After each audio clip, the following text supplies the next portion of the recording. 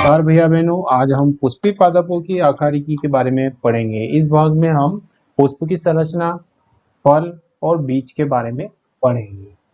पुष्प पुष्प वास्तव में प्ररोह का परिवर्तित रूप है। मतलब प्ररोह मतलब कि तना, जो पौधे का तना होता है उसका एक परिवर्तित रूप मतलब रूपांतरित प्ररोह है। यह जो है लैंगिक जनन के लिए महत्वपूर्ण होता है, क्योंकि पुष्प ही ऐसा भाग है जिसमें नर तथा मादा भाग पाए जाते हैं। जिस पुष्प में नर तथा मादा दोनों ही भाग पाए जाते हैं उसे द्विलिंगी पौधा, और जिस पौधे में या तो नर या मादा भाग पाया जाता है उसे एक लिंगाश्रयी पौधा कहते हैं। पुष्प का जो अक्ष होता है, मतलब कि जो फूला हुआ भाग होता है पुष्प का, उसे बोलते हैं पुष्पासन यानी थैलेमस। थैलेमस जो है पुष्प के समस्त भाग को एक निश्चित क्रम में व्यवस्थित बनाए रखता है। मतलब पुष्प के जितने भी भाग होते हैं, कैलिक्स, कैरोला, एंड्रोसियम, गाइनोसियम, ये सभी भाग जो है पुष्पासन के ऊपर ही एक निश्चित क्रम में जुड़े रहते हैं। इस प्रकार से पुष्प के बारे में हम डिटेल में आगे पढ़ेंगे। अब हम एक प्रारूपिक पुष्प के विभिन्न भागों के बारे में पढ़ते हैं। सबसे पहले हम, जैसा कि आपने देखा ही होगा, गुड़हल का पुष्प। गुड़हल का पुष्प जब आप देखोगे तो उसमें इस प्रकार से सभी जो भाग आपको दिखाई देंगे, जिसमें आपको पेडिसेल मतलब कि पुष्पवृंत, थैलेमस, कैलिक्स, कोरोला, इसके बाद अंदर की ओर जो है एंड्रोसियम और मध्य में जो है गाइनोसियम आपको दिखाई देगा।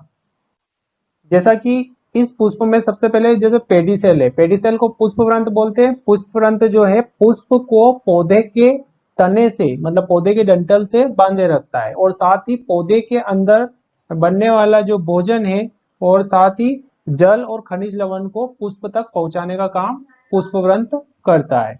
इसके बाद सेकंड जो है थैलेमस। थैलेमस को हम बोलते हैं पुष्पासन। पुष्पासन जो है पुष्प के सभी भाग जैसे कैलिक्स, कोरोला, एंड्रोसियम, गाइनोसियम, इन सभी भागों को आधार प्रदान करता है, जोड़ने का काम करता है ना। इसके बाद कुछ पौधे ऐसे होते हैं जिनमें पुष्पासन से फल का निर्माण हो जाता है, जैसे कि सेब और नाशपाती जो बनता है वह पुष्पासन के माध्यम से ही मतलब पुष्पासन से ही बनता है। इसे असत्य फल कहा जाता है। पुष्प का जो अगला भाग देखते हैं, कैलिक्स। कैलिक्स जो है यह इस पुष्प के चारों ओर क्रम से लगे रहते हैं, और कैलिक्स हरे रंग का होता है। कैलिक्स के अलावा कुछ ऐसे पुष्प होते हैं जिनमें कैलिक्स के अलावा छोटी छोटी अतिवृद्धियां भी निकली रहती है, जिन्हें हम एपिकैलिक्स बोलते हैं। कैलिक्स को हिंदी में बाह्य दल पुंज कहते हैं। बाह्य दल पुंज, इसी के साथ इसकी प्रत्येक इकाई को बाह्य दल के नाम से जाना जाता है। अब कैलिक्स का क्या काम होता है? कैलिक्स जो है पुष्प को सुरक्षा प्रदान करने का काम करता है। जब पुष्प कली अवस्था में रहेगा, मतलब जब पुष्प शुरुआती दौर में रहेगा, उस समय इसके जो कोरोला भाग है, एंड्रोसियम, गाइनोसियम, ये इस कैलिक्स के अंदर की ओर सुरक्षित रहेंगे। जब पुष्प खिलने लगता है तो कैलिक्स इस प्रकार से हो जाते हैं और पुष्प के अन्य भाग बाहर की ओर दिखाई देने लगते हैं। अगला भाग है कोरोला। कोरोला जो भाग है इसको हम दल पुंज बोलते हैं। इसके प्रत्येक इकाई को हम दल बोलते हैं, जैसे कि ये दल है। अब कोरोला जो है पुष्प का जो रंगीन भाग होता है, अलग अलग पुष्प में अलग अलग रंग का होता है। अब हमने पुष्प में पढ़ा ही है कि पुष्प में परागन होता है, परागन की क्रिया होती है। तो परागन के लिए कीटों को आकर्षित करने का काम कोरोला करता है, क्योंकि कोरोला जो है रंगीन होता है, और ये रंगीन होने के कारण कीट इसकी ओर आकर्षित होते हैं, और आकर्षित होने के बाद कीट जो है इसमें परागन की क्रिया को करते हैं। तो कोरोला रंगीन भाग होता है। अगला भाग पढ़ते हैं हम, एंड्रोसियम। एंड्रोसियम जो है पुष्प का नर भाग होता है। एंड्रोसियम दो भागों से मिलकर बना होता है, परागकोश, एंथर और फिलामेंट, मतलब परागकोश और पूतंतु से मिलकर बना होता है। ये इसका नर भाग है। इसमें ऊपर की ओर जो फूला हुआ भाग है ये परागकोश है। इसके अंदर छोटे छोटे परागकण एंथर बनते हैं। जब ये पूरी तरह परिपक्व हो जाते हैं तो एक पाउडर के फॉर्म में परागकण इस परागकोश से निकलते हैं और वर्तिकाग्र पर जाते हैं। इस प्रकार से ये पौधे का नर भाग है। इसके बाद पौधे का जो मादा भाग, जिसे गाइनोसियम बोलते हैं, हिंदी में जायांग कहते हैं, यह तीन भागों से मिलकर बना होता है। स्टिग्मा मतलब वर्तिकाग्र, स्टाइल मतलब वर्तिका, ओवरी मतलब कि अंडाशय। इसमें ऊपर की ओर जो खिला हुआ जो भाग है इसे स्टिग्मा बोलते हैं, यहाँ पर परागकण आके गिरते हैं। साथ ही वर्तिकाग्र और ओवरी को जोड़ने वाली जो ट्यूब होती है उसको स्टाइल बोलते हैं। यह खोखली ट्यूब होती है जिसमें परागकण अंदर की ओर जाते हैं। इसका लास्ट जो फुला हुआ भाग होता है इस भाग को ओवरी या अंडाशय कहते हैं। अंडाशय के अंदर छोटे छोटे अंडक होते हैं और जब परागकण इस वर्तिकाग्र से होते हुए अंडाशय के अंदर जाते हैं तब यहाँ पर अंडक और परागकण का निषेचन होता है और निषेचन होने के बाद भ्रूण बनता है और आगे वह फल में परिवर्तित होता है। इस प्रकार से एक पौधे का बीज बनता है। इस प्रकार हमने पुष्प के विभिन्न भागों को एक फ्लो चार्ट के रूप में पढ़ा है। अब हम पुष्प के जो भाग पढ़े उन्हें एक बार और रिवाइज करते हैं। जैसे कैलिक्स, सबसे पहले हमने कैलिक्स पढ़ा। कैलिक्स जो है सबसे बाहरी चक्र है, सहायक भाग है और इसके प्रत्येक भाग को हम बाह्यदल मतलब कि सेपल बोलते हैं और यह किस रंग का होता है? हरे रंग का होता है। और साथ ही कली अवस्था में पुष्प को क्या करता है? सुरक्षा प्रदान करता है। और साथ ही संयुक्त और पृथक दोनों प्रकार के कैलिक्स हो सकते हैं। संयुक्त मतलब कि एक दूसरे से जुड़े हुए और पृथक मतलब कि स्वतंत्र रूप से कैलिक्स हो सकते हैं। तो आप गुड़हल का पुष्प जब लाएंगे तो उसमें आप कैलिक्स को निकाल के उसके लक्षणों के बारे में आप पढ़ना। अगला पुष्प का भाग है कोरोला यानी दल पुंज। अब इसमें ये दल पुंज है। ऐसे प्रत्येक जो बाह्य दल पुंज जो है इसके प्रत्येक इकाई को दल बोलते हैं। इसे इंग्लिश में पेटल कहा जाता है। पेटल दल दल की इकाई हो, दल पुंज की इकाई है। बाह्य दल के अंदर की ओर मतलब ये बाह्य दल है, बाह्य दल के अंदर की ओर दल पुंज पाए जाते हैं। चमकदार रंगीन होते हैं, कीटों को आकर्षित करने का काम करते हैं और ये भी संयुक्त और पृथक रूप में हो सकते हैं। संयुक्त मतलब कि एक दूसरे से जुड़े हुए और पृथक मतलब कि स्वतंत्र रूप से पाए जाते हैं। पुष्प का जो अगला भाग है उसे हम एंडोसियम या पुमंग कहते हैं। ये एंडोसियम या पुमंग है। यह जो है पुंकेसर से निर्मित होता है। पुंकेसर से निर्मित भाग एंडोसियम है। इसमें जो है परागकोश और पुतंतु दोनों भाग होते हैं और इसी के बाद परागकोश के अंदर क्या बनते हैं? परागकण बनते हैं। परागकण जो है परागन की क्रिया में इंपॉर्टेंट होते हैं। इसी के साथ अगर जो पुष्प है वह बंध है, स्टेराइल पुंकेसर वाला है, तो उसे स्टेमिनोइड के नाम से जाना जाता है। ये इसमें नर भाग है जैसे कि ये दिखाई दे रहे हैं। पुष्प का अगला भाग है गाइनोसियम।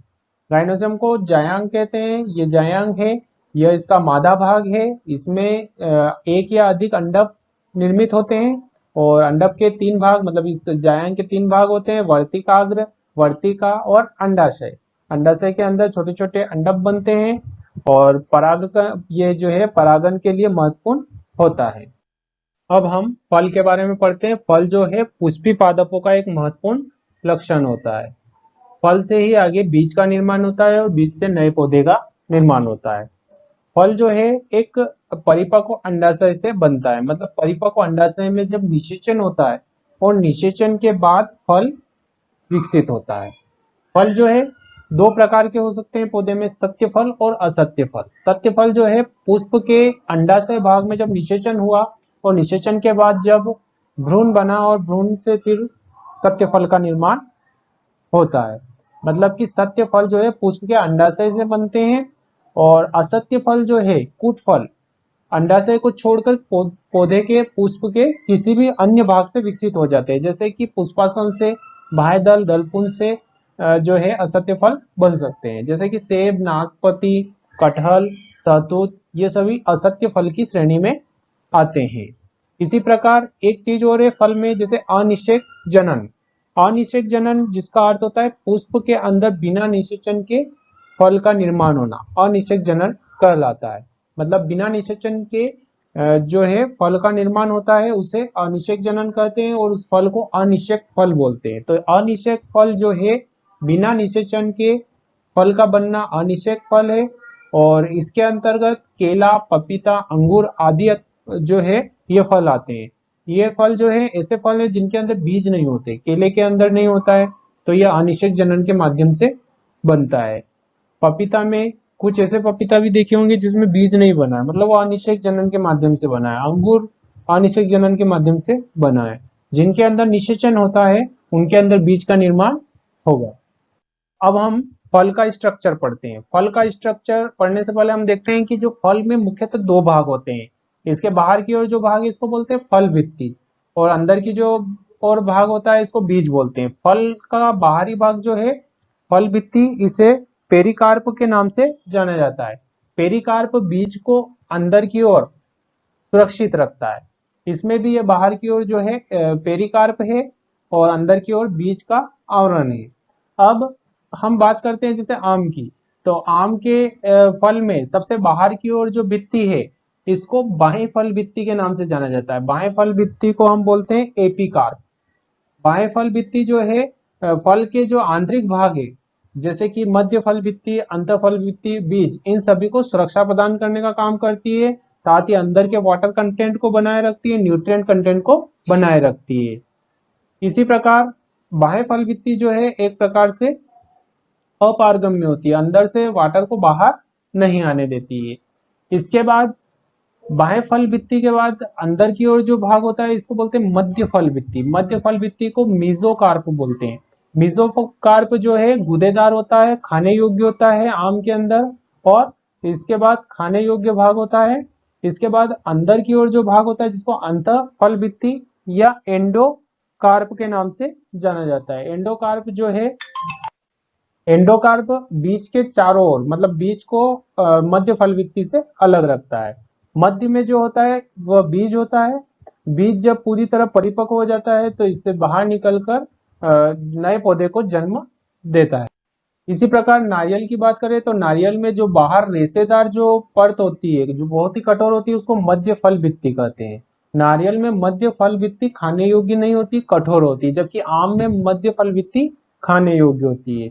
वहीं नारियल के अंदर जो है अंतःफल भित्ति गूदेदार होती है और वह खाने योग्य होती है, और यह नारियल जो है एक पूरी तरह बीज का काम करता है।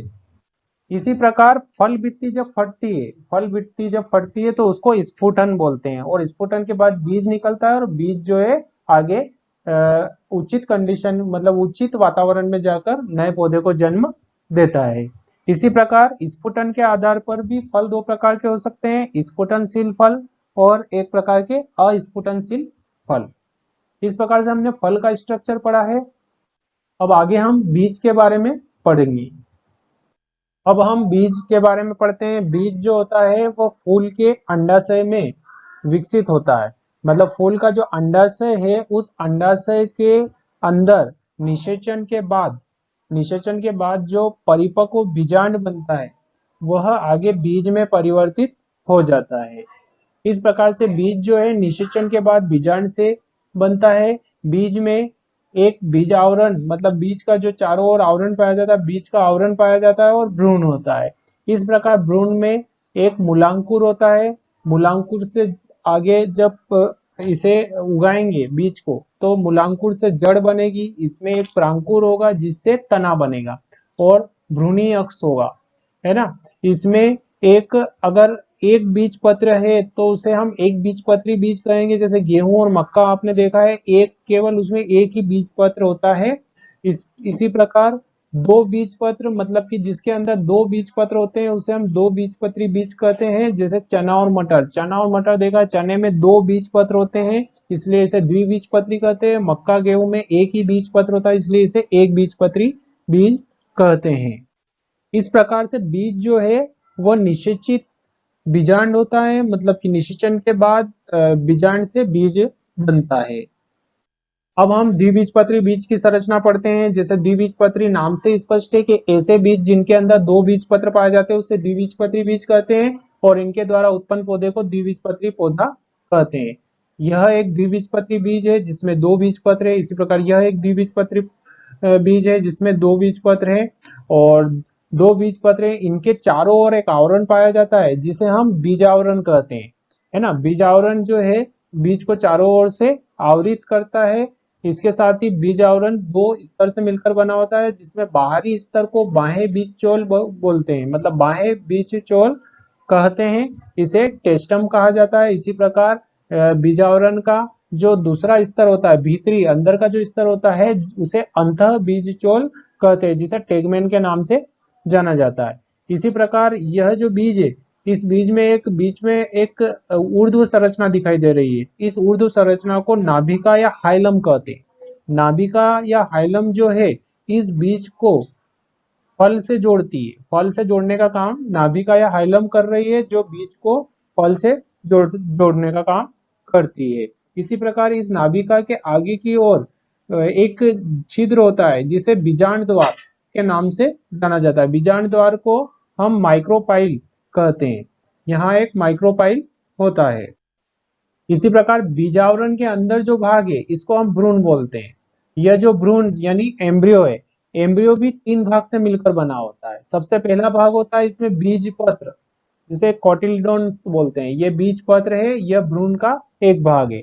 इसके बाद दूसरा भाग होता है लघु स्तंभ, मतलब कि टिगेलम। लघु स्तंभ को एक टिगेलम कहा जाता है। यह भ्रूण का जो है मुख्य अक्ष होता है। इस भाग पर प्रांकुर और मूलांकुर जुड़े रहते हैं। इसी के साथ इसका जो भ्रूण का तीसरा भाग होता है जिसे भ्रूण पोष कहते हैं, एंडोस्पर्म कहा जाता है। एंडोस्पर्म यानी भ्रूण पोष जो है बीज के लिए भोजन संग्रहण करने का काम करता है ना। बीज का भोजन संग्रह करने वाला विशेष ऊतक जो है भ्रूण पोष या एंडोस्पर्म कहलाता है। इस प्रकार से ये द्विबीजपत्री बीज है। इसमें 2 बीजपत्र है, जिसमें ये प्रांकुर है, प्रांकुर से तने का निर्माण होता है, और ये मूलांकुर है, मूलांकुर से जड़ का निर्माण होता है। इस प्रकार से द्विबीजपत्री बीज हमने पढ़ी है। एक बीजपत्री बीज, जैसा कि द्विबीजपत्री बीज की संरचना पढ़ी वैसे की वैसी एक बीजपत्री बीज की संरचना भी है। इसमें केवल एक ही बीजपत्र पाया जाता है। जैसे कि आपने गेहूं, मक्का ये देखे हैं, इनमें केवल एक ही बीजपत्र पाया जाता है। इसके अलावा चावल, जो इनमें भी एक ही बीजपत्र पाया जाता है, इसलिए इसे एक बीजपत्री बीज कहते हैं। इसके द्वारा उत्पन्न पौधे को एक बीजपत्री पौधा कहा जाता है। यह एक बीजपत्री बीज की संरचना है। जैसा कि एक बीजपत्री बीज के चारों ओर भी एक आवरण पाया जाता है जिसे बीजावरण कहते हैं। बीजावरण जो है यह भी 2 स्तर से मिलकर बना होता है।